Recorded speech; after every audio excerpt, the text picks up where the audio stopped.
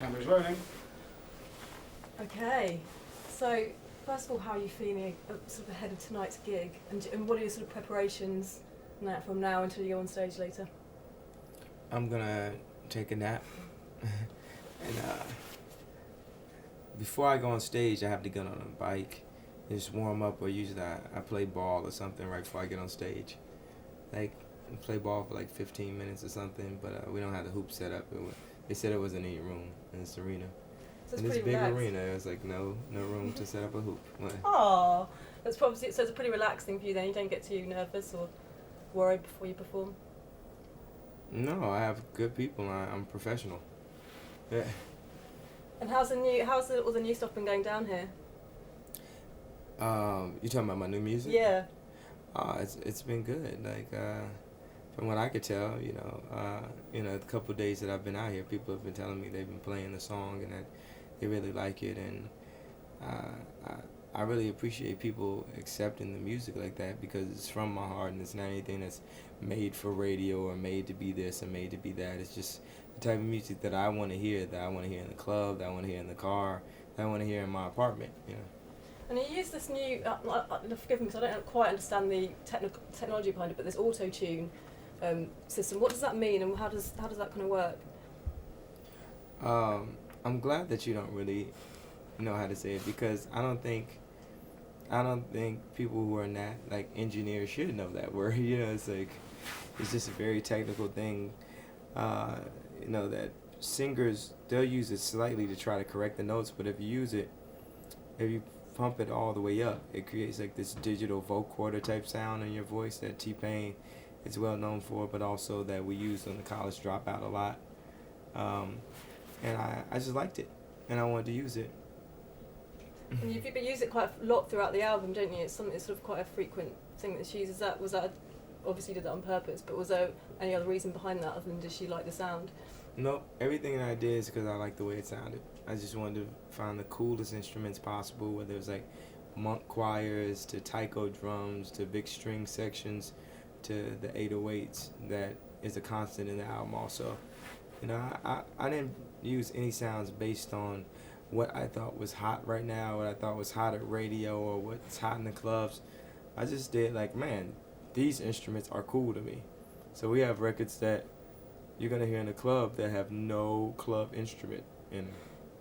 There's also that, so you mentioned the sort of tribal sound as well going on in the video. There's a real tribal look to the video as well. Where did that interest come from? Feeling the vibe, feeling the energy. I'm pretty in tune with design and fashion and I'm really a designer, and currently I express myself with music. That's one of my mediums, but eventually I'll be able to proficiently express myself with fashion. And I would have been doing some tribal stuff, but since my best medium right now is music, that's what I'm doing, some tribal stuff. For me it's just all like design. Like, hey, I'm feeling this right now, I'm just gonna do it.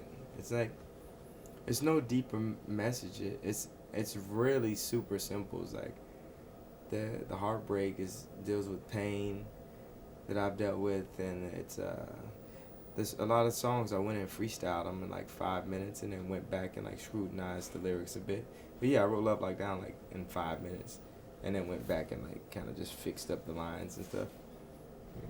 And you've said it's quite a therapeutic album to make. I'm just wondering, does that make it now quite difficult to perform some of those tracks? Does it take you back to a place where you've obviously moved on from now, or where you feel different now? Do you get those memories? Is there memories attached to these songs? Yeah, sometimes when I do songs, I try not to think about the lyrics in the song that much. It's weird. It's like getting up, performing on stage. Sometimes it's just hard. Every night, it's just hard. Um,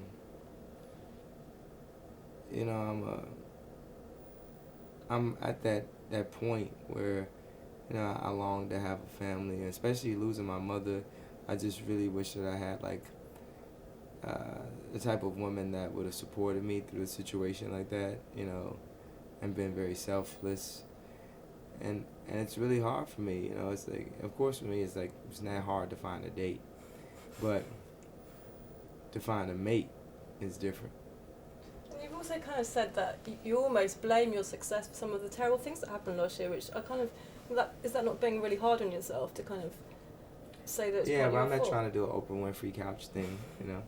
It's like, yeah, I don't know. Would you say? I mean, you kind of you seem like you're sort of less comfortable with your fame now. Then, to put it that way, you seem to have kind of changed the way you feel about fame and celebrity. Is that true? Yeah, I just want to like make my music, and I'll never do anything to be famous or anything. It's like people thought that, I was like, you know, maybe real before, but now it's like really, like I'm gonna be doing the exact art that I want to do when I want to do it, uh, and which is also a great luxury. But I've delivered like 4 albums since 2004, and it's still 2008. So now it's that time for me to just take time out and just do music and art for myself, like literally art, drawing, painting, design, visual, and what you'll see with the concert tonight, that it's a visual. It's more of an installation than just a regular rock or hip hop concert. And we spend a lot of time with like the backgrounds using like matte paintings, and like meaning like I hired someone to do a matte painting and then paint the clouds and then paint another layer, and the clouds like will overlap like this, and that's just one effect that you'll see for one song. And then I designed the staging, and I was inspired by Pina Bausch.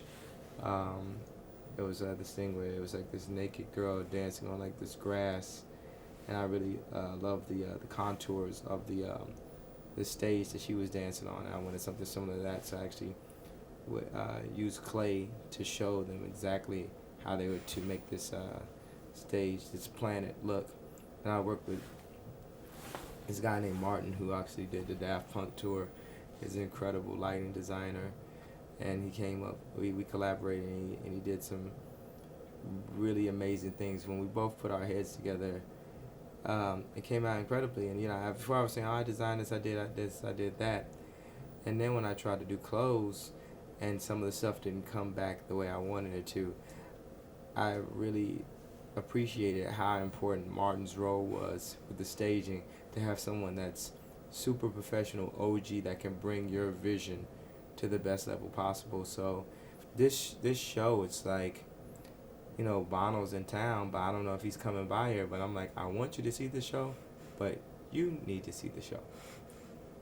You have to see the show. Like, no, like you're playing, like, so anybody who doesn't just take the time out to take the opportunity to not only see the show, but experience this moment in time, because right now,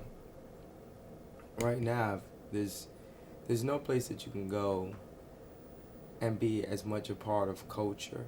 When we did the Glow in the Dark tour in the States, the lineup that we had, it was like a moving festival.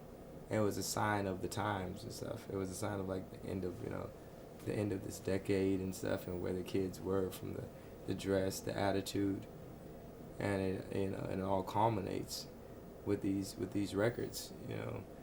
I realized that my place and position in history is that I will go down as the voice of this generation of this decade. That will be the loudest voice. And it's people that had the potential to do it, but they went on vacation. So while Justin was on vacation, I made albums, and it just came out to be that. And it's me settling into that position of just really accepting that it's one thing to say that you want to do it, and it's another thing to really end up being like Michael Jordan, and then be under scrutiny and paparazzi, and just long for just normality. Like some days you just really want to be normal and stuff, and I'm just going through balancing that. And I always used to have that support system.